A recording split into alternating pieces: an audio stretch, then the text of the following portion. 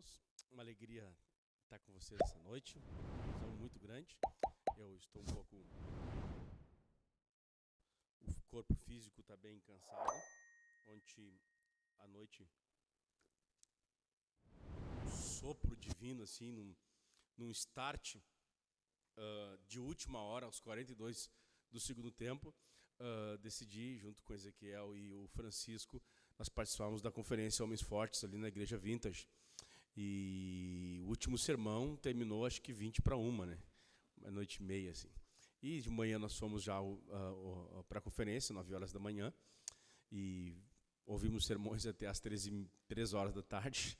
E vim, dei aula no IBE, e voltei para lá, ouvi o último sermão do Jack, que fomos até quase 7 horas da noite.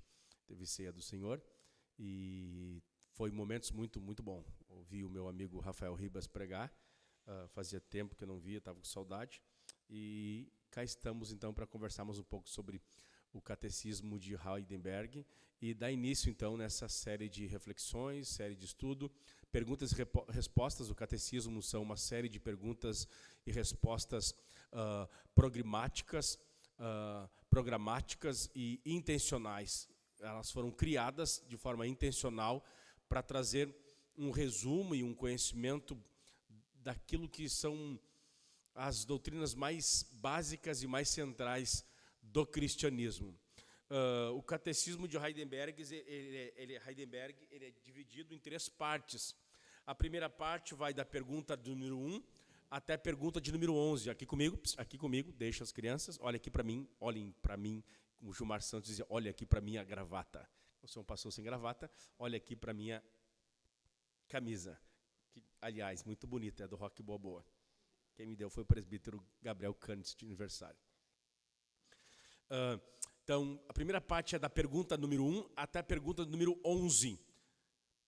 E tem a ver com Deus Pai, as obras do Pai. A segunda parte do Catecismo de Heidelberg, ela vai da pergunta de número 12 até a pergunta de número 85, que tem a ver com o Filho e as obras de Jesus. O Catecismo de Heidelberg tem uma terceira e última parte, que vai da pergunta 86 até a pergunta 129. Tem 129 perguntas cruciais, centrais para a fé cristã. Isso é extremamente importante. E a última parte, então, essas perguntas são com relação à obra do Espírito Santo. Nós temos o Pai que é Criador, o Filho que é Redentor e o Espírito Santo que é aquele que aplica a salvação e é o Espírito Santificador. Então, vocês, ao estudarem esse documento, vão se deparar nessas 3 divisões que têm como propósito aprender sobre a Santíssima Trindade. Quem é o Pai, quem é o Filho e quem é o Espírito Santo, ok?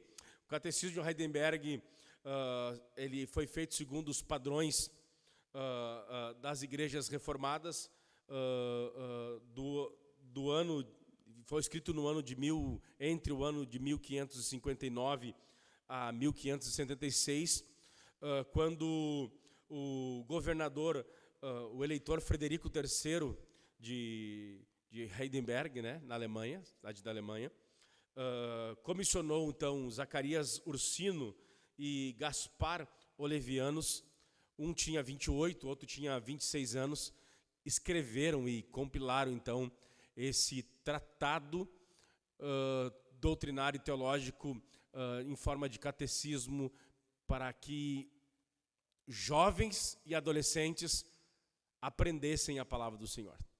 Então, esse catecismo é um catecismo muito especial. Eu acho que ele também é um catecismo meio que singular. Nós temos vários catecismos, o catecismo menor de Lutero, nós temos o catecismo de Westminster, a Igreja Presbiteriana, enfim. E a singularidade desse catecismo é que ele é pessoal. Primeira pergunta do Catecismo de Westminster diz: qual é o propósito, qual o fim principal de todo homem? Conhecer a Deus e deleitar-se nele. mas ele é meio genérico. O Catecismo de Heidelberg, ele tem uma aplicação pessoal, ele chama o estudante, o aluno, para uma responsabilidade. Olha como a primeira pergunta que diz o Catecismo de Heidelberg. Qual é o seu único consolo na vida e na morte? Você estuda a Bíblia não de forma genérica, você é incluído, você é chamado a dar uma resposta ao Pai, ao Filho e ao Espírito Santo. Para mim, isso é um quesito muito importante dentre todos os catecismos. Ok? Então, essa é uma breve apresentação do Catecismo de Heidelberg, um documento muito empolgante, muito apaixonante. E hoje, então, nós vamos falar sobre a primeira pergunta. Foi dado a mim da introdução do catecismo e também a primeira pergunta. E eu gostaria de já passar para a primeira pergunta. A primeira pergunta diz: qual é o seu único consolo na vida e na morte? Qual é o seu único consolo na vida e na morte? Resposta. A resposta do Catecismo de Heidelberg diz o seguinte, a essa pergunta: qual é o seu único consolo na vida e na morte? O Catecismo responde: que não pertenço a mim mesmo, mas que pertenço de corpo e alma, tanto na vida quanto na morte, ao meu fiel Salvador, Jesus Cristo. Ele pagou completamente todos os meus pecados com seu sangue precioso e libertou-me de todo o domínio do diabo. Ele também me guarda de tal maneira que, sem a vontade do Pai Celeste, nem um fio de cabelo pode cair da minha cabeça.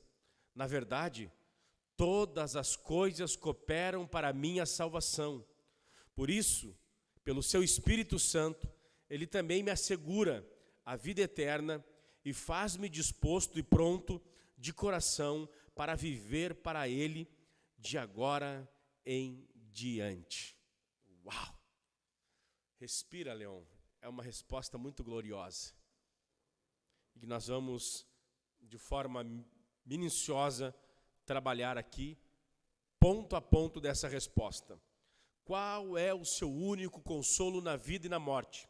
Então, essa pergunta é abrangente, e a primeira sentença da pergunta diz: que não pertenço a mim mesmo.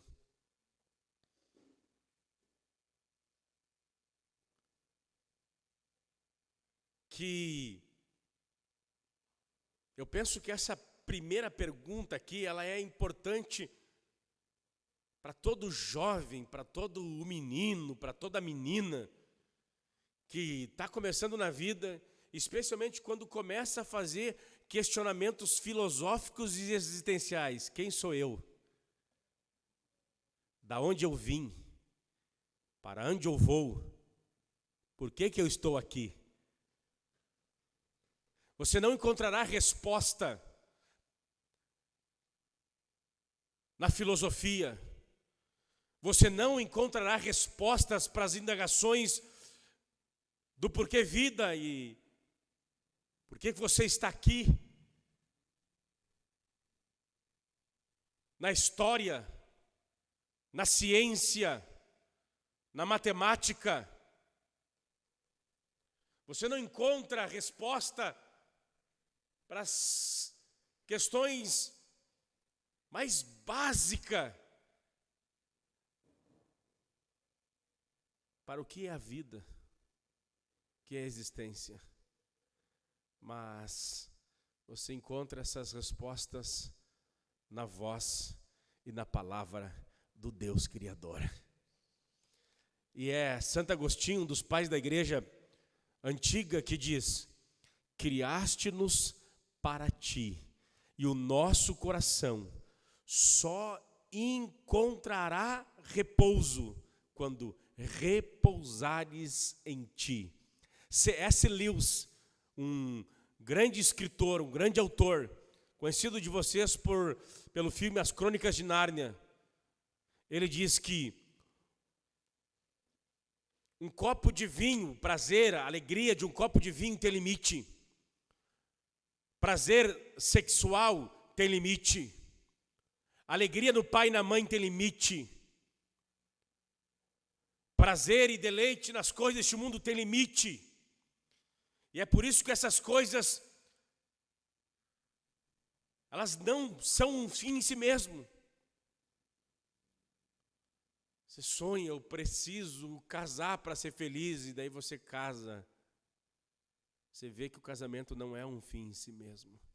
Eu preciso de filhos, daí então eu serei feliz. E você tem filhos, e você vê que isso não pode ser um fim em si mesmo. Você não, mas então eu preciso a casa dos sonhos, e você pode comprar e ter a casa dos sonhos, e você vai descobrir que a vida material não pode ser um fim em si mesmo. E quando nós alcançamos os nossos objetivos e os nossos sonhos mais preciosos, mais importantes, mais difíceis, mais caros, você chega lá, você se alegra momentaneamente por aquilo, mas aquele prazer de ter aquela coisa, mais cedo ou mais tarde, vai embora. C.S. Lewis está extremamente correto quando ele disse: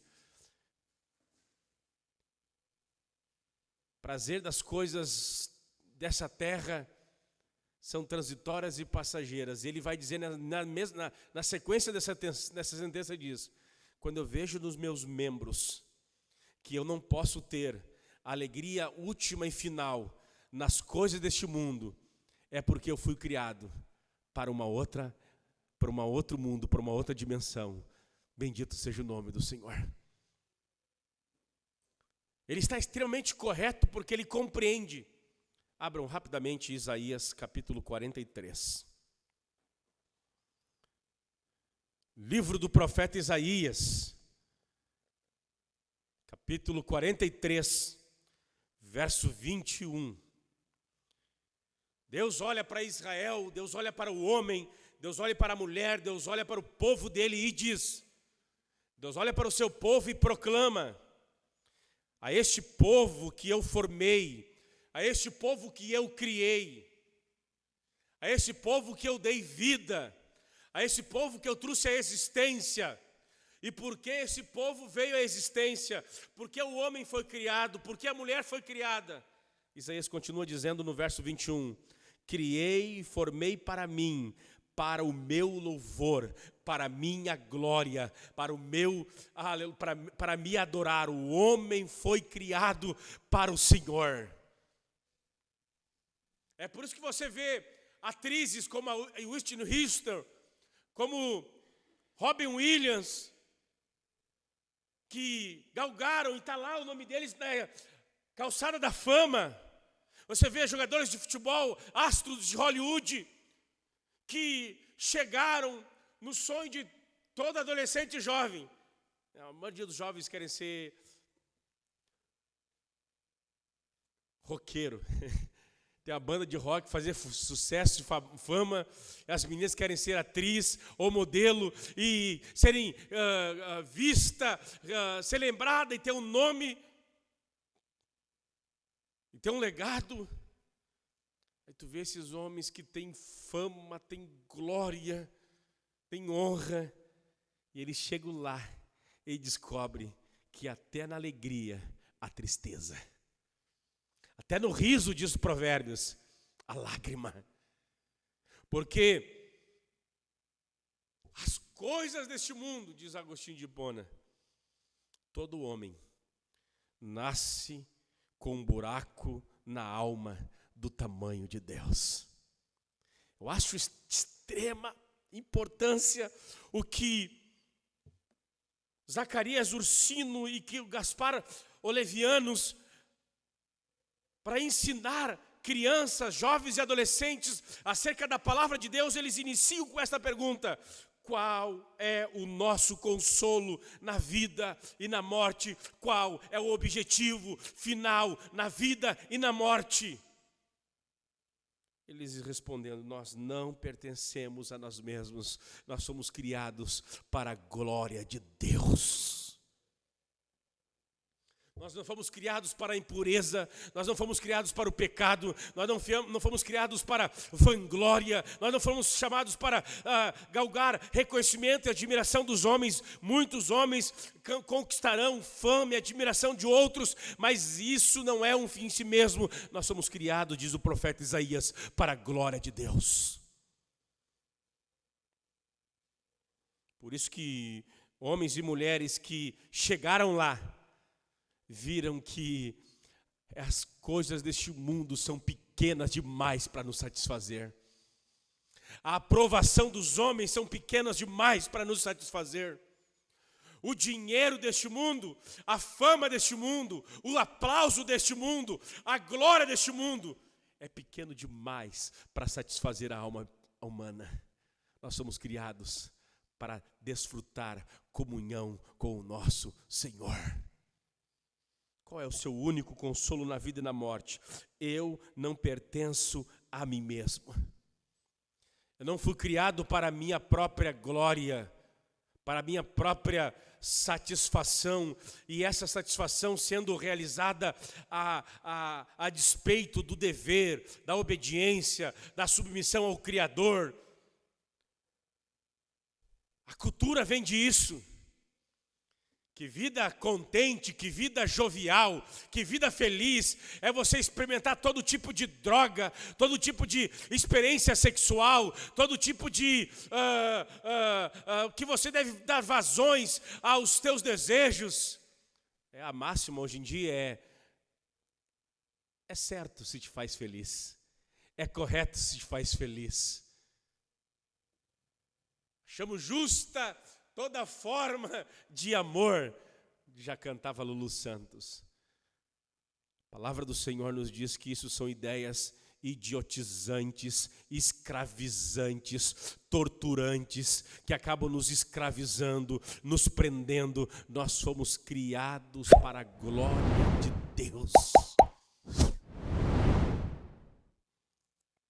Nós não nos pertencemos a nós mesmos. Alguém abra 1 Coríntios capítulo 6, verso 19 e 20.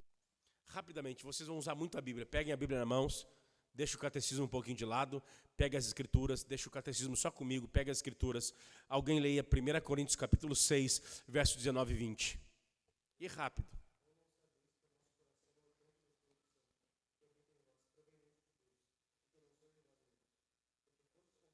Nossa.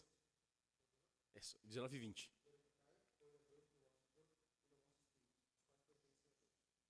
Viu que aquele professorzinho, aquela professorzinha que parece um guru, parece uma bruxa, parece um bruxo, que acha que sabe tudo da existência do humano e diz para ti, na escola, meu corpo e minhas regras. A Bíblia Sagrada contraria isso. Você foi criado para a glória de Deus, você não te pertence a ti mesmo.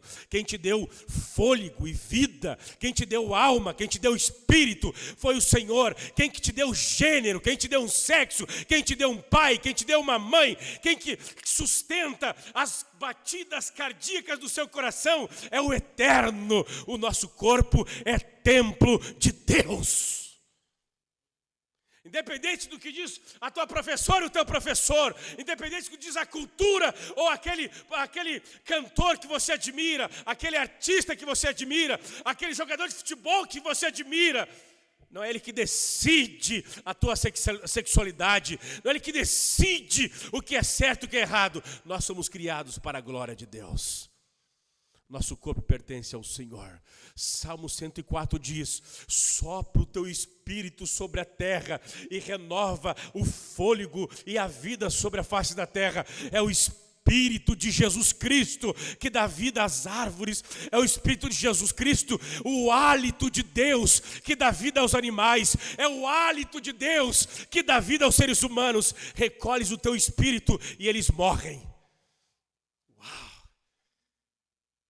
Todos vivem em Deus. É por isso que Paulo vai dizer lá em Atenas, no Areópago, quando ele está pregando, ele diz assim: todos recebemos dele a vida e a respiração. Todos vivem em Deus, É impossível fugir de Deus. O salmista no Salmo 139 diz: se eu subo nas mais altas alturas, lá tu estás.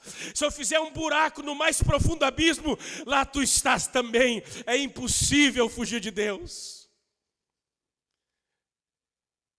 Até para pecar nós precisamos de Deus, porque o pecado é o uso e a corrupção dos melhores dons, o uso dos melhores dons nas piores coisas.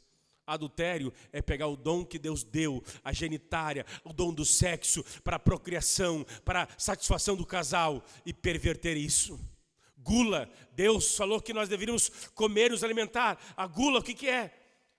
É o abuso do instinto de alimentação para sobrevivência.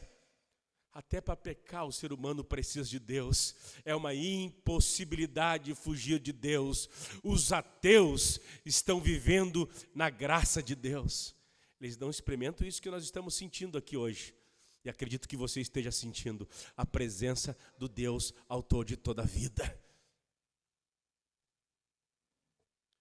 Nosso corpo é templo do Espírito Santo.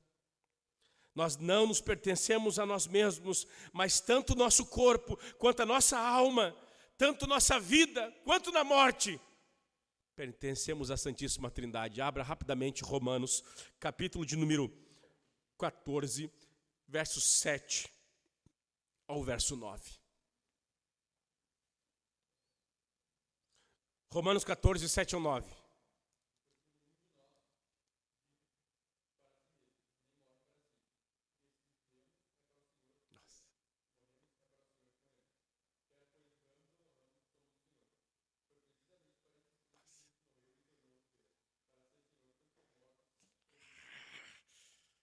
Aleluia! Qual é o meu consolo na vida e na morte? Em primeiro lugar, que eu não pertenço a mim mesmo. Em segundo, eu pertenço de corpo e alma, tanto na vida quanto na morte, ao meu Senhor.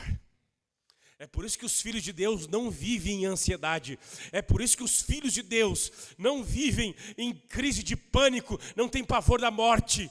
Jesus, na vida e na morte, pertencemos a Ele. Deus não nos conquistou, não nos redimiu, não nos salvou, para que nos últimos dias, nos dias finais, nas horas derradeiras da nossa existência. Mas foi bom, Leon, andar contigo pelos seus 40, 50, digamos que eu vá morrer com 120 anos. Quero viver muito. Digamos que eu viva 120 anos, e eu vivi e andei com o Senhor 120 anos. Daí o Senhor, pois é, agora foi legal a tua amizade, mas a morte destruiu a nossa amizade. A morte é um pavor para muitos homens. A morte é um pavor para muitas pessoas, para muitas mulheres. A morte é um terror para ricos. A morte é um terror para pobres. A morte é um terror para sábios. A morte é um terror para ignorantes. A morte é um terror para filósofos. Mas a morte também é um terror para gente ignorante.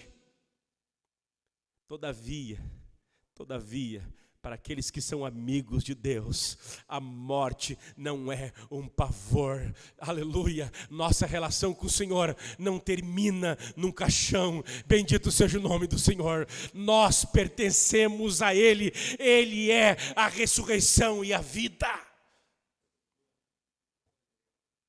Jovens hoje em dia se cortam, se pisam, estão em depressão. Há uma onda de suicídio entre os adolescentes brasileiros, porque eles estão em desespero, eles estão em angústia, pois eles não têm resposta para as coisas simples da vida.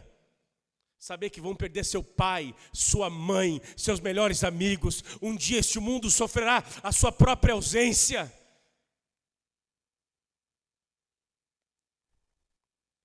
Mas saber que cristianismo, saber que Cristo, saber que o Evangelho, ele soluciona esse medo e essa dúvida da maioria dos homens. Não é só de vocês que são jovens e adolescentes, que quando pensam na morte, chega a dar um arrepio.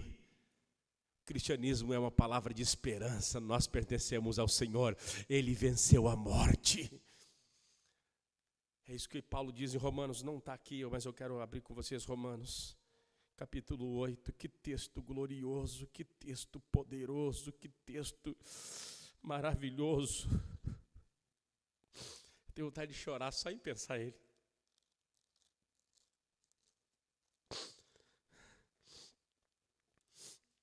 Romanos capítulo 8, verso de número 31 em diante. Que diremos então à vista dessas coisas? Se Deus é por nós, quem será contra nós? Aquele que não poupou o seu próprio filho, mas por todos nós o entregou, será que não nos dará graciosamente com ele todas as coisas? Quem tentará acusações contra os eleitos de Deus? É Deus quem os justifica. Quem os condenará? É Cristo Jesus que morreu, ou melhor, quem ressuscitou, o qual está à direita de Deus, também intercede por nós. Verso 35. Quem nos separará do amor de Cristo? Será tribulação? Será a angústia? Será que a perseguição? Será que a fome? Será que a nudez? Perigo? A espada? Como está escrito, por amor de ti somos entregues à morte continuadamente.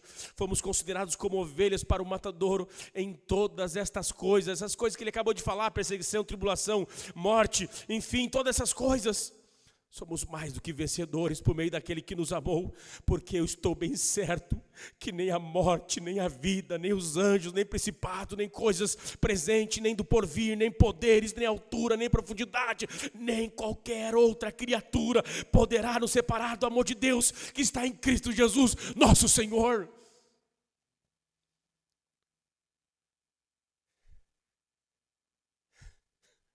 O cristianismo é que mantém, conforme diz o Antônio Carlos Costas, a minha sanidade mental. Sem essa palavra o mundo seria absurdo, o mundo é louco, o mundo não tem objetivo, não tem propósito, não tem sentido a vida. Quando a gente se depara com a morte, morte não tem a palavra final. Jesus é a ressurreição e a vida. Enquanto eu pensava nisso, a vitória de Jesus sobre a morte, e eu chorei porque eu pensei nos meus melhores amigos que a graça de Deus me deu aqui, o evangelista Davi Sander. Dói até hoje, dói, perder os melhores amigos, perder pai, perder parentes, dói. Jesus tinha um amigo chamado Lázaro, e quando ele chega perto da sepultura, ele chora, ele lamenta a separação dos amigos. Mas um dia, por causa de Jesus, ele venceu a morte. Eu tenho um encontro marcado com o Sander. Eu lembro que ele dizia naquelas videochamadas, enquanto ele estava nas horas finais: ô Leon, a gente ainda vai se ver, a gente ainda vai conversar, a gente vai rir junto.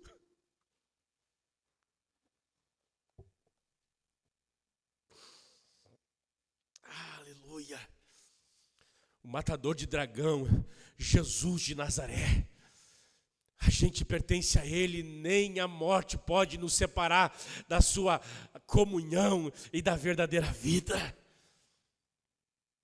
Eu não sei como é que alguém consegue levantar pela manhã e encarar esse mundo sem essa consciência, sem essa realidade, sem essa percepção da vida. A vida é desgraçada e muitos adolescentes, muitos jovens vivem angústia e tristeza porque não compreendem que nossa vida só é completa quando nós temos esse tipo de pensamento. A vida e a morte pertencem ao Senhor. Eu não pertenço a mim mesmo. Eu não pertenço a mim mesmo. Procurem o texto, não sei onde está escrito, eu acho que é 2 Coríntios capítulo 5, verso 12. Que um morreu por todos, para que aqueles que agora vivam, não vivam para si mesmo, mas vivam para aquele que por todos morreu. Eu acho que é 2 Coríntios 5, 12, 5 e alguma coisa. Acharam aí? Sabe onde está?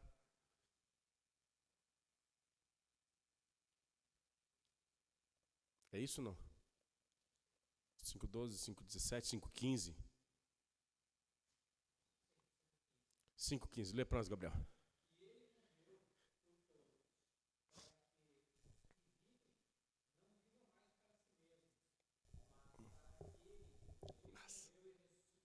Eu vou ler no microfone porque às vezes fica o áudio parado, aquele cara olhando para a tela.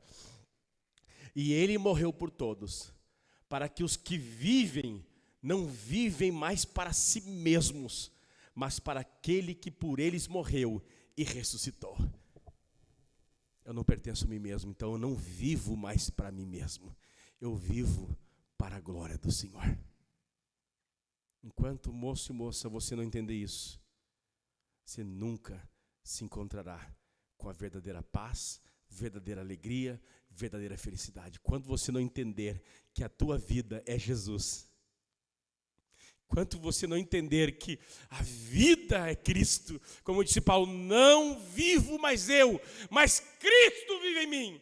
E o viver que hoje eu vivo pela fé naquele que se entregou e morreu por mim, morreu pelos meus pecados. O que vai ter ali é apenas desespero. Quem vive para si mesmo, ouça-me com atenção, quem vive para os seus interesses, para si mesmo, uma vida autocentrada, vive em desespero, vive em ansiedade, vive em angústia, vive em depressão. Mas aqueles que vivem para a fama e para a glória de Jesus, aleluia, encontram o real propósito da existência, pois nós somos criados, fomos feituras do Senhor, criados para a sua glória e para o seu louvor. Vivamos mais para nós mesmos. Abra rapidamente 1 Pedro capítulo 1, verso 18, o Catecismo continua dizendo que pertencemos ao Senhor na vida e na morte, ao Senhor Jesus, porque Ele pagou completamente pelos nossos pecados e nos comprou com o seu precioso sangue. 1 Pedro 1, 18 e 19. Algum adolescente leia para nós.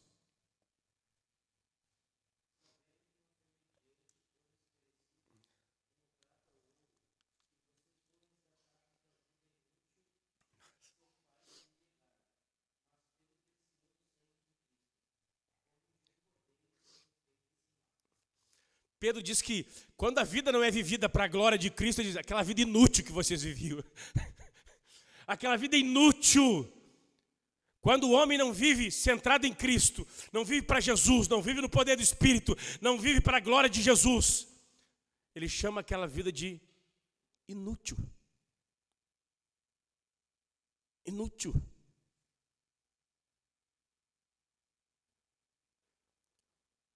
Se não me falha a memória, 1 João capítulo 2, verso 17 diz, ora, o mundo passa, bem como a sua concupiscência, mas aqueles que fazem a vontade de Deus permanecem para sempre. Ora, o mundo passa. O que João está dizendo que a vida sem Cristo, essa vida de pecado, de iniquidade, de paixões, de glória, de aplauso dos outros, de reconhecimentos humanos, de satisfação da carne, é transitória, é passageira, ela se desvai, ela esvanece. Ora, o mundo passa, bem como a sua concupiscência. A alegria do mundo é transitória, a alegria do mundo é passageira, a paz do mundo é passageira. A vida fútil, inútil que Pedro está dizendo, nós fomos comprados não com ouro ou com prata, nós somos comprados daquela vida inútil, transitória, vazia, pelo precioso sangue de Jesus. Alguém já disse, nós pertencemos a Deus de duas maneiras. Nós pertencemos a Deus porque Deus é o nosso Criador. Nós somos criados para a glória de Deus. Ele é mais do que razoável, olha para mim, é mais do que razoável tu reconhecer Jesus. Não é um absurdo ser cristão. É razoável porque Ele nos deu vida. Ele nos criou.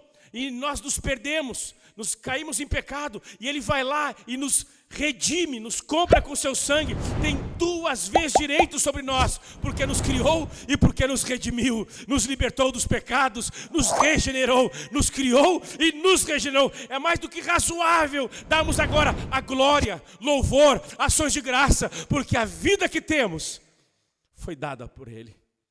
A salvação que gozamos foi dada gratuitamente por Ele. É razoável, não é um absurdo, não é algo ilógico ou irracional. E deixa eu dizer uma coisa, tudo que Ele exige de nós não é algo ilógico, não pede um absurdo. Ele quer que tu só retribui esse perdão, essa vida que Ele deu, amando a Ele e amando o próximo. Deus não exige nada de você, moça, que seja um absurdo. E quando Ele fala sobre castidade, Ele quer para o teu bem. Não quer que você fique mal falada, não quer que você fique, moço, mal falado. Ele está te protegendo. As leis de Deus não são estraga prazeres. Ai, Deus não quer minha felicidade. Não, Ele quer te guardar de um vexame, de uma vida inútil, de uma vida nojenta, como muitas meninas Você tem que levantar as moças, vou me dirigir às moças aqui essa noite no nome de Jesus. Vocês têm que agradecer a Deus que tem pais piedosos e tem uma igreja que tem um pastor que cuida da alma de vocês. Tem meninas que deitam com um rapaz hoje e acordam no colo de outro, coisa vergonhosa. A graça de Deus nos salva.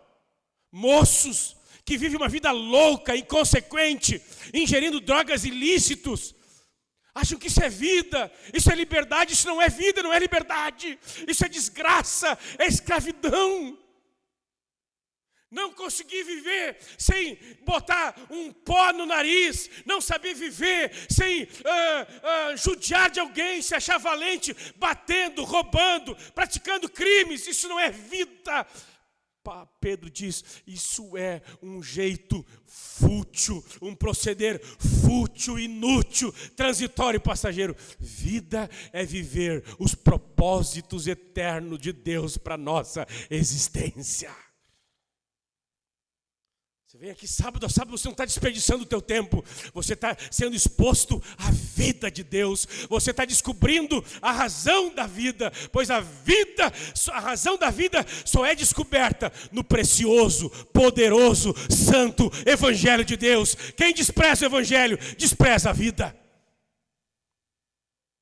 Porque o pecado é ilógico, o pecado é irracional, o pecado é um absurdo. O que faz alguém perder, destruir, desgraçar 25 anos de casamento por 2, 3, 4, 5 minutos de prazer.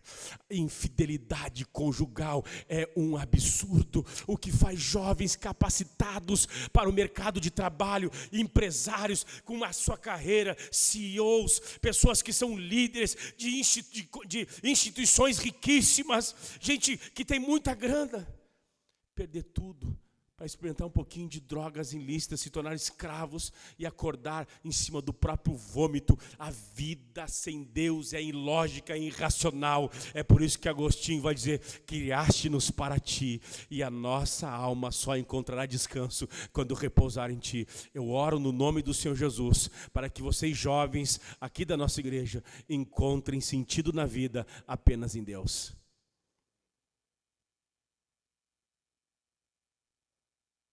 Você pode ter todas as roupas da moda, e o que vai deixar as roupas da moda é um buraco na tua alma, se você não conhece Jesus. Você pode experimentar todo tipo de hobbies, todo tipo de prazer, você pode ter todo tipo de amigos, você pode ter, que nem cantar que nem o Roberto Carlos, eu quero ter 1 milhão de amigos e blá blá blá. Você pode ter 1 milhão de amigos, mas se você não desfruta de um relacionamento com o Eterno, sua vida continua vazia, vazia. Somos comprados pelo precioso sangue de Jesus. O catecismo continua dizendo, libertou-nos de todo domínio do diabo. Ele também nos guarda de tal maneira, eu amo esse texto, que sem a vontade de meu Pai Celeste, nem um fio do cabelo cai da minha cabeça. O catecismo não ensina Deus como Deus. O catecismo de Heidelberg não ensina você a olhar Deus como Deus. O catecismo nos ensina a olhar Deus como Pai. Quem é Deus? Deus é um Pai celestial. Ele é um Pai generoso. Um Pai todo forte, todo poderoso. A ideia do catecismo é essa. Sabe aquela coisa que tem... Meu pai é mais forte que o teu. Sabe quando você é criança? Meu pai é fortão. Meu pai é melhor que o teu. É isso que o catecismo está ensinando. Nós não pertencemos a nós mesmos, não pertencemos mais ao diabo, nós pertencemos a Deus, mas esse Deus não é Deus, não é só apenas o Todo-Poderoso. Ele é o Todo-Poderoso, Ele é o Criador do Universo, Ele que está segurando as batidas cardíacas do nosso coração, Ele que está nos dando fôlego de vida, é isso mesmo, Ele é o Deus Todo-Poderoso. Mas esse Deus Todo-Poderoso é meu Pai, é meu amigo. É cheio de compaixão, é cheio de ternura, Ele é ao meu favor, Ele não está contra mim, Ele não está que nem um déspota esperando o teu erro e quer te destruir, não, Ele é um Pai generoso. Nós temos dificuldade de enxergar Deus como Pai. O catecismo diz, qual é o seu único consolo na vida e na morte? É que eu não pertenço mais a mim mesmo, eu pertenço a Deus, mas não é apenas um Deus, é Deus, Ele é todo poderoso, Ele é santo. Mas Ele é Pai, Pai nosso que está nos céus. Jesus ensinou os seus discípulos a orar, e quando eles ensinam a orar, vocês devem orar e relacionar-se com Deus dessa maneira. Deus é Pai. Pai nosso que está nos céus. Quem sabe você tem péssimos referenciais, por isso você olha Deus, Deus como Pai parece que não faz sentido. Mas Deus é Pai, infinitamente melhor do que o teu pai, do que a tua própria mãe. Ele também me guarda de tal maneira que sem a vontade do meu Pai Celeste, nem um fio de cabelo pode cair da minha cabeça. Que coisa preciosa, que coisa gloriosa. Abram, por favor, Mateus capítulo de número 10, verso 29 e 31. Uma moça, Mateus 10, 29 ao 31. Um rapaz, Lucas 21, 19 e 18. E um líder da igreja, Romanos 8 e 28. Uma moça, Mateus 10, 29 ao 31. Um rapaz, Lucas 21, 16 ao 18. E um líder, Romanos 8, 29.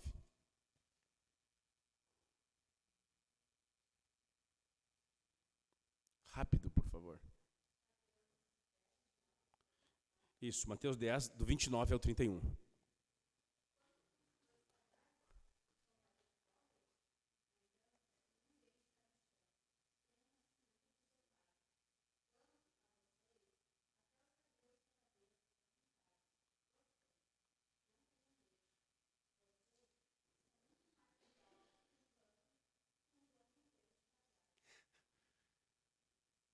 O rapaz, Lucas 21, 19 e 18?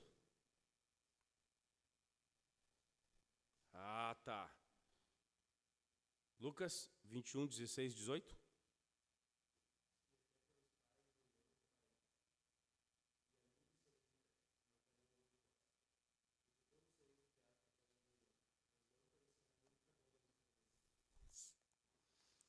Nossa.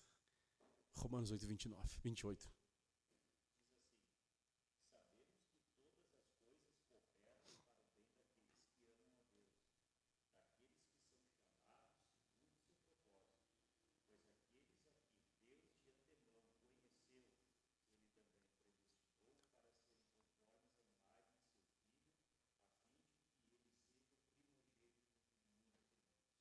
Todas as coisas cooperam para o bem daqueles que amam a Deus. Ei, olha aqui para mim, todos jovens, olha para mim. Eu não quero que isso aqui fique só na ideia de vocês. Eu preciso que vocês compreendam com o coração. Quando o texto diz que nem um cabelo de vocês, tira o pronome de vocês ali e coloque o seu nome. Ele está dizendo, Ezequiel, eu conto teus cabelos. Essa é a ideia. Carol, eu te conheço. Bianca, eu te conheço. É isso que Deus está dizendo. Qual é o meu consolo na vida e na morte? Joana, eu te conheço, não existe nada na vida de vocês que saia do controle de Deus, que é todo poderoso, mas que é Pai de vocês. É Pai, compreendam isso. Compreendam isso. Tire isso, coloque o seu nome ali, coloque a sua pessoa, se inclua nisso. Compreenda isso. Você está caminhando com as tuas pernas, fisicamente, mas espiritualmente, quem está conduzindo você é a Santíssima Trindade. Compreendam isso, que não existe um lugar que você está sós, que a presença de Deus não está lá. Ele diz que todas as coisas cooperam para mim, mesmo que Satanás bata na tua porta, tu não precisa temer, porque ele não bateria lá se o teu Pai Celeste não permitisse.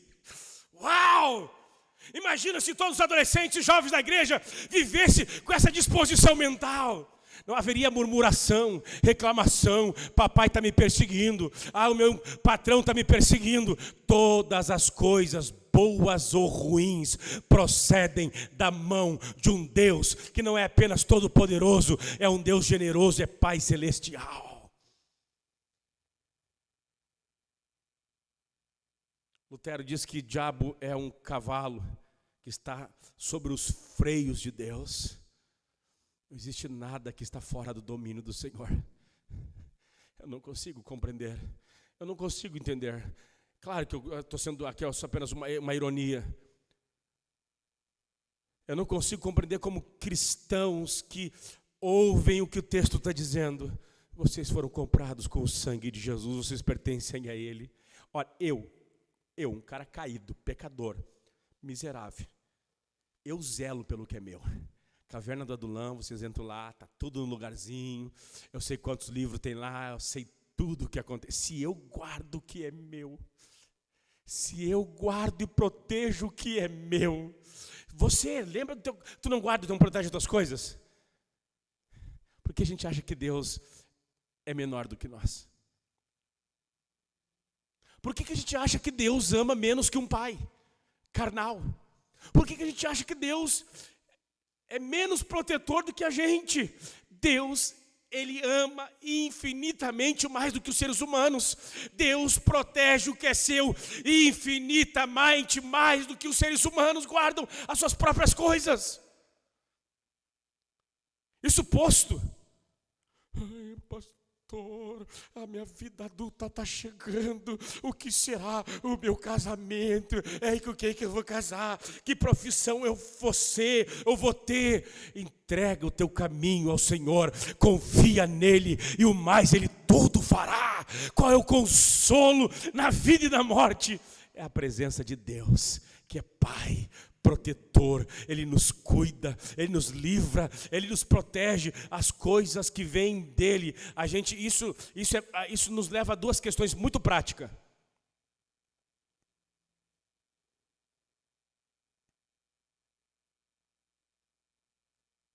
Primeiro, nos livra da murmuração. Não tem por que reclamar de um amigo que foi ruim, do próprio Satanás, ou do mal que acontece sobre nós. Eu não preciso murmurar, porque aquele mal não tem poder em si mesmo. Todas as coisas vêm da mão de Deus. Deus não é o autor primário, mas Ele usa causas secundárias, Ele permite que as coisas aconteçam. Ele não gera, não cria o mal, mas o mal que existe, só existe para a maldade de Satanás e dos homens, mas a maldade de Satanás e dos homens está sob o domínio e as mãos de um Deus que pode transformar maldição em bênção. Todas as coisas cooperam para o meu bem. Tua queda, teus pecados, tuas falhas, o diabo fez tudo isso para te destruir. Deus transforma isso em bem. Bendito seja o nome do Senhor. Isso exclui os homens do desespero e da murmuração. Mas também, isso deve introjetar em nós louvor e glória. Quando as coisas boas acontecem, tem que olhar para mim, não é porque eu sou o leão, porque Deus é bom. Deus é bom, Deus é Pai. tem me cercado de bênção, tem me cercado de vida, tem me cercado de coisas boas. Então, as coisas ruins, eu não tenho que murmurar, blasfemar, reclamar. Eu tenho que ficar paciente, esperando os ventos ruins passarem, porque Deus os está permitindo para provar, para me testar. E Tiago diz, tende motivo ao passardes por muitas provações e tentações. Uma vez um jovem desesperado, por que Deus faz isso com a gente? Ele pega e esmaga o nosso coração. Deus sabe que nós somos orgulhosos. Tem gente aqui que só ora quando está na aflição. Tem gente que só ora quando está lá quase reprovado na escola, lá batendo na trave, reprovação, está lá, não é recuperação, 2, 3, 4 matérias. Daí o pai, como é que se faz um jejum? Tem gente que, infelizmente, tem filhos de Deus que precisam aquilo que Deus deu a Paulo, alguns espinhos na carne, para que a glória pertença ao Senhor. Mas até isso Deus é bom. Isso deve também dar a nós louvor e adoração ao Senhor. Ele é um Pai generoso, Ele é um Pai misericordioso. Todas as coisas cooperam para o bem daqueles que amam a Deus, daqueles que são chamados segundo o seu propósito. Qual é o seu consolo na vida e na morte? Deu, acabou, chega.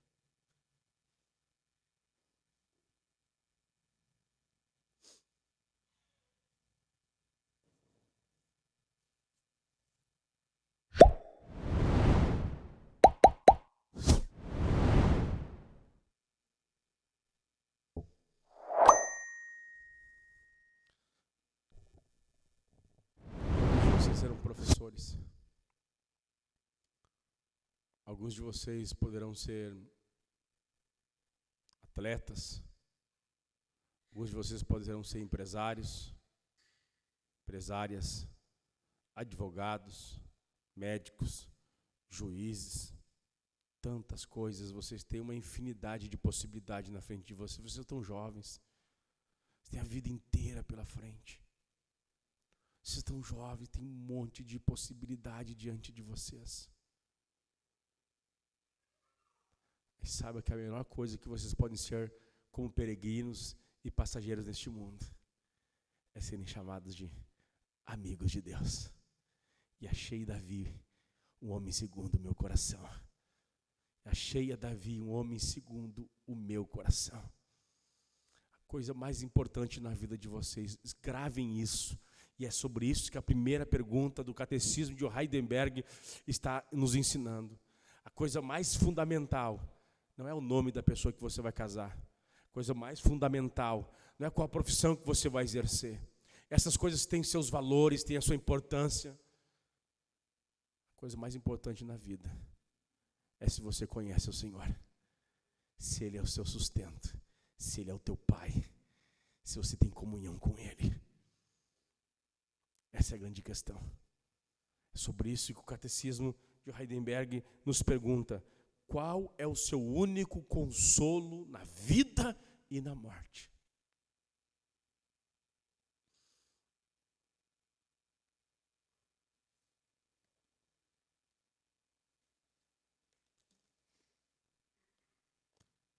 Eu esqueci o ano. Seu país era a Colômbia. Perseguição, Cuba, Colômbia, Cuba. Missionário Hernández foi preso por amor a Jesus. Prenderam ele, ficou anos preso. Ele foi martirizado em Cuba, morto porque era cristão, morto porque era evangélico, morto porque era discípulo de Jesus. O soldado, antes de matá-lo, chamou Hernández e disse: Hernández, nega a Cristo. Nós não executaremos a sua esposa. Hernández, entre lágrimas e soluços, cantava: estou seguindo a Jesus Cristo. Neste caminho eu não desisto, estou seguindo a Jesus Cristo. Atrás não volto, não volto não. Soldado metralhou a sua esposa. Hernandes, abandone a Cristo. Nós não mandaremos o teu filho. Hernandes voltava a cantar. Se me deixarem os pais e amigos, se me cercarem muitos perigos, atrás não volto, não volto não. Mataram seu filho, mataram a sua filha. Chegou a vez dele, estava com os olhos vendados. Tire as vendas de mim para que eu veja o meu algoz no seu rosto. Ele pegou a metralhadora e engatilhou. Ele continuou, estou seguindo a Jesus Cristo. Missionário Hernandes entendeu, é possível viver sem pai, sem mãe, é possível viver sem a riqueza, sem as glórias deste mundo, mas é impossível viver nesse mundo sem a comunhão com Jesus. O apóstolo Paulo escreveu no capítulo 5, apóstolo João, no capítulo 5 da sua primeira epístola, João diz, quem tem um filho tem a vida, quem não tem um filho não tem a vida. Jesus Cristo, quem tem um filho tem a vida, ele é a verdadeira vida. Posso viver esse mundo sem ser reconhecido por ninguém. Eu posso viver esse mundo sem não ter a melhor casa da cidade, não ter os melhores carros. Posso não ter as melhores roupas. Só não posso viver neste mundo sem ter o tesouro dos tesouros, a comunhão com Deus. A comunhão com Deus, a vida de Deus na alma humana. Vamos estar em pé, eu quero orar por sua vida.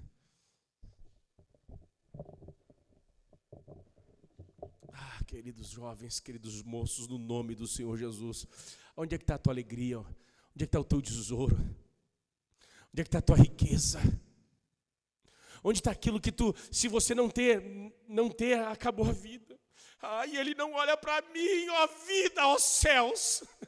Ela não me quer mais, ela não me dá bola, ela não me dá atenção, ó vida, ó céus. Moço, você pode viver sem relacionamento, você não pode viver sem Cristo. Você não pode viver sem Jesus.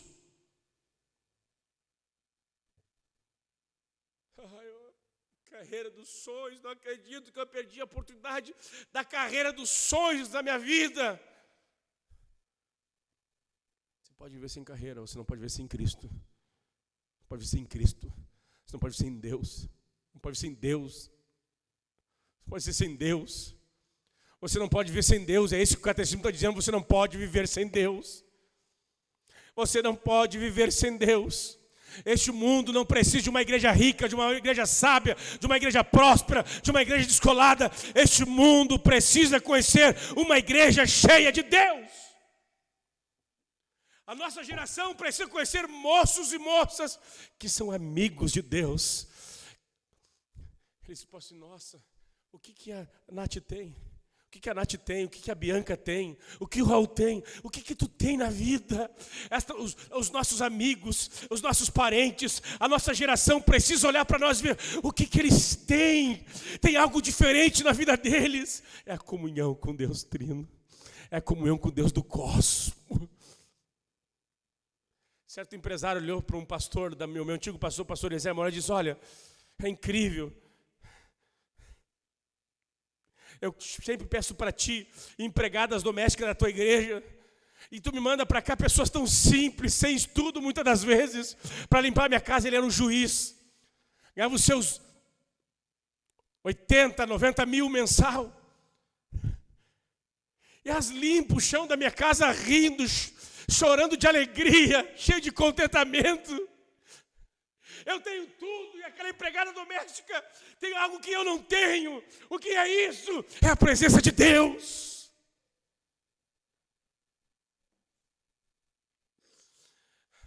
Hollywood diz que vocês precisam experimentar todo tipo de sexo.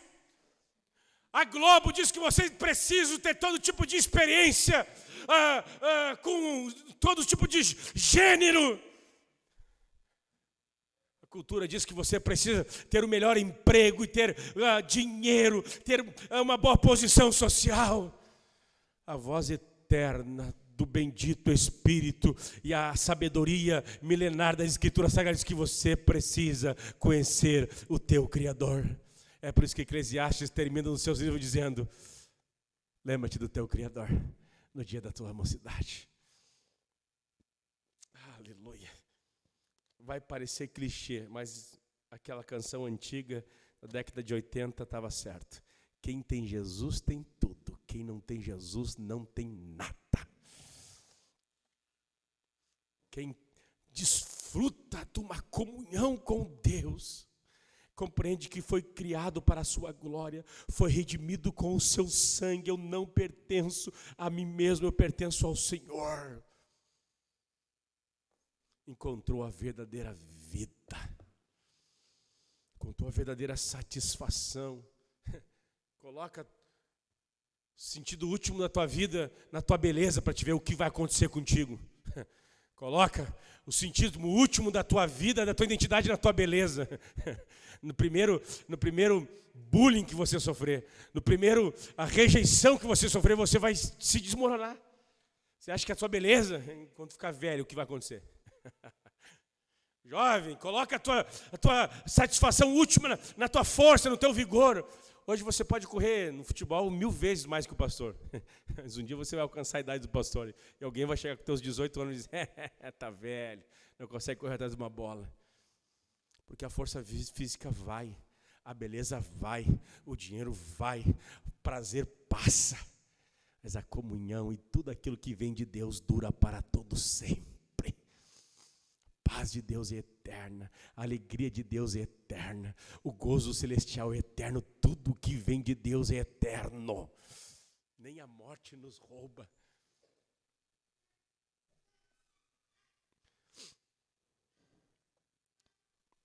Quero que você feche os olhos. Vamos orar ao Senhor. Ele é o maior tesouro. É com Deus que você sonha. É com Deus que você gasta o seu tempo lendo a sua palavra, orando, jejuando, porque você quer mais dele. Mais dele, mais dele, mais da sua presença.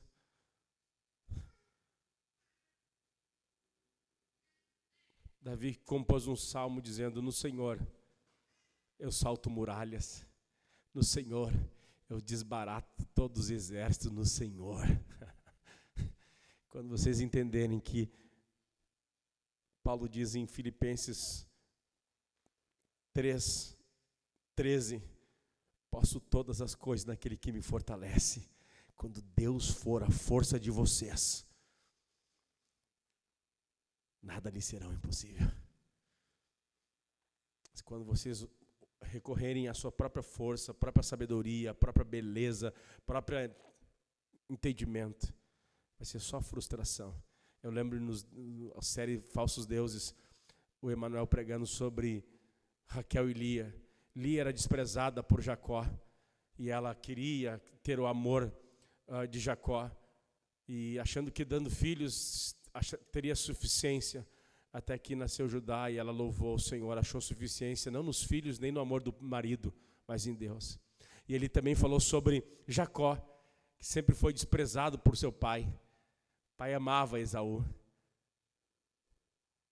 Então Jacó se aventurou porque viu Raquel, que era bela e formosa, a mulher mais linda. Ele se sentiu o homem realizado. Ele casou-se e se frustrou, porque os prazeres são transitórios. E ele olhou e não era Raquel, era Lia. Fora de Deus, eu lembro direitinho que o Emanuel falou, fora de Deus, nossas expectativas de satisfação, elas são frustrantes. Que o nosso prazer, que a nossa alegria, que a nossa satisfação esteja em Deus. Não basta apenas saber, olha aqui para mim, não basta saber sobre Deus. Eu tenho que me alegrar em Deus. Aquilo que eu sei acerca dele tem que me dar prazer, eu tenho prazer em Deus. Religiosos sabem, Deus é 3, Deus é isso, eu não posso pecar, não posso fazer isso. Gente que conhece o Senhor tem deleite naquilo que conhece de Jesus. Vamos orar ao Senhor. Quem sabe você, moço, tem alguém, algum sentimento que está querendo o lugar de Deus no teu coração. Tu serás uma menina muito frustrada, triste, angustiada. Você será um moço muito triste, infeliz e frustrado.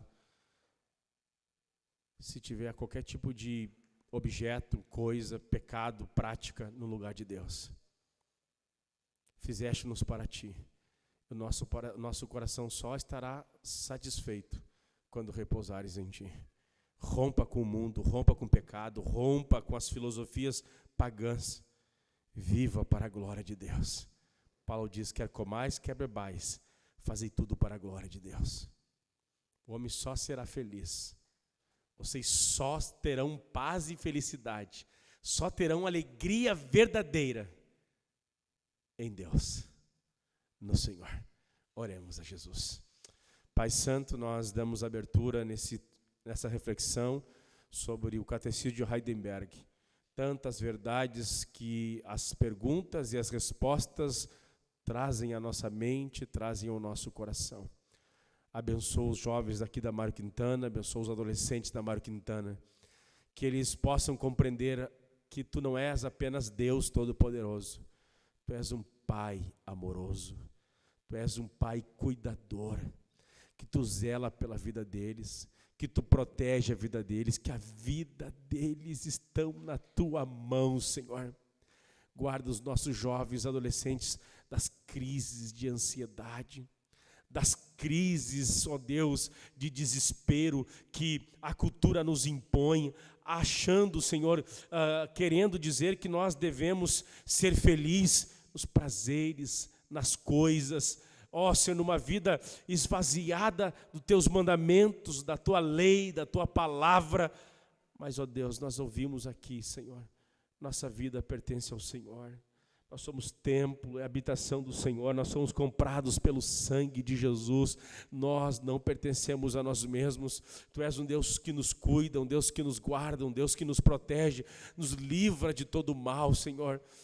Senhor, Tu cuida daquilo que é Teu, Tu cuida daquilo que pertence a Ti, e esses pertencem ao Senhor, esses jovens pertencem a Ti, que Tu os guarde, que Tu os livre, que Tu os proteja, Senhor.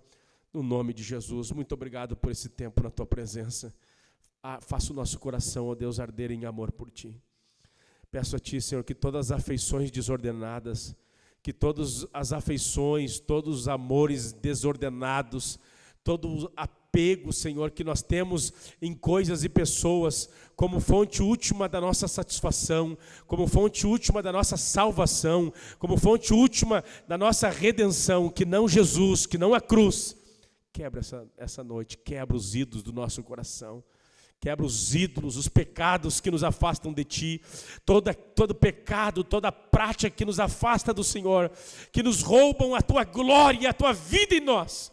Pedimos, ó Deus, santifica os Teus filhos pelo precioso sangue de Jesus. Muito obrigado, Senhor. Amém e amém. Que Deus abençoe. Bom estudo do Catecismo de Heidelberg. Orem ao Senhor. Durante a semana leiam as referências. Se debrutem, confrontem, consolem, encorajem uns aos outros pelas verdades, tanto das perguntas como das respostas, das 129 respostas que serão estudadas, dadas 129 perguntas. Deus abençoe a vocês, no nome de Jesus.